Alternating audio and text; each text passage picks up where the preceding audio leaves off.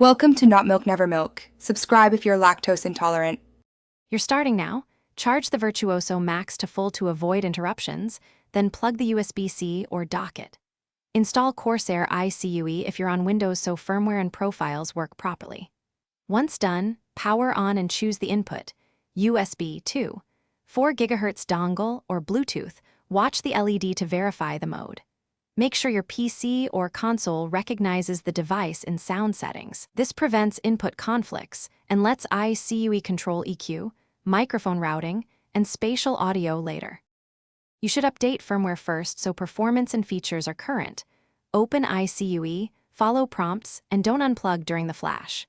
Next, set microphone side tone and gain so you hear yourself naturally, then enable noise reduction if background sounds bleed through.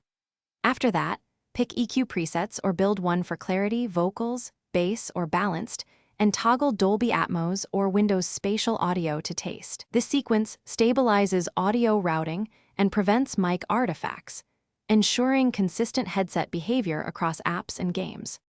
You're nearly done. Run a living test, play audio, speak into the mic, and join a voice chat to confirm signal quality. Store settings as an ICUE profile for each device.